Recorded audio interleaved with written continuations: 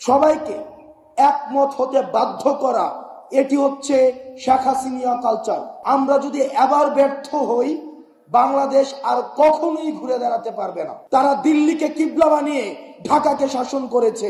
নেপালে 81% হিন্দু হওয়া সত্ত্বেও ভারতের সাথে কোনো ধরনের সুসম্পর্ক নেই। প্রিয় সহযোদ্ধা, জুলাই থেকে আজকে পর্যন্ত আমরা আমাদের সংগ্রাম অব্যাহত রেখেছি।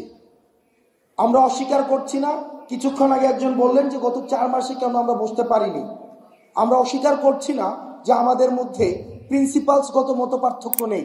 বিভিন্ন ক্রিয়াশীল ছাত্র সংগঠনগুলোর মধ্যে প্রিন্সিপালসগত মতপার্থক্য থাকবে, এটি হচ্ছে গণতন্ত্রের সৌন্দর্য। সবাইকে একমত হতে বাধ্য করা, এটি হচ্ছে শেখ হাসিনা কালচার। সবাইকে একমত যেভাবে হবে না, প্রিন্সিপালসগত অনেক বিষয় হচ্ছে মতপার্থক্য থাকবে, কিন্তু বাংলাদেশের অখণ্ডতা, সার্বভৌমত্ব, বিদেশি আগ্রাসন এসবের প্রশ্নে আমরা হচ্ছে ইস্পাত সম আমাদের ঐক্য বজায় থাকবে।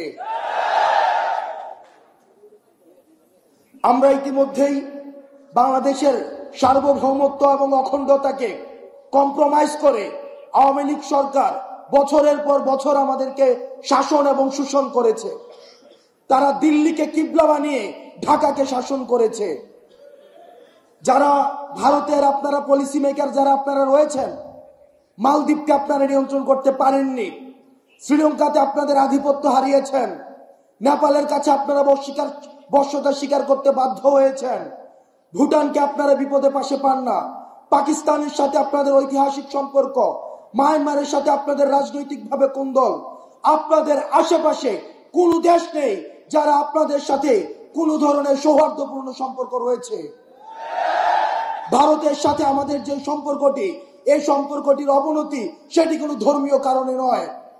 ভারতের সাথে আমাদের যদি ধর্মীয় কারণে কোনো সম্পর্কের অবনতি হতো, তাহলে নেপালের সাথে ভারতের সবচেয়ে ভালো বন্ধুত্বপূর্ণ সম্পর্ক থাকতো। নেপালে 81% হিন্দু হওয়া সত্ত্বেও ভারতের সাথে কোনো ধরনের সুসম্পর্ক নেই। সুতরাং বাংলাদেশের প্রতি ভারত বছরের পর বছর, যুগের পর যুগ যে ধরনের নির্যাতন এবং শোষণ চালিয়ে এসছে, এই শোষণের বিরুদ্ধে আওয়ামী লীগ সবসময় কম্প্রোমাইজের মধ্য দিয়ে ক্ষমতায় থেকেছে। সেটির বিরুদ্ধে আমাদের এই তরুণ প্রজন্মের আমাদের গর্জন এবং আমাদের লড়াই অব্যাহত থাকবে।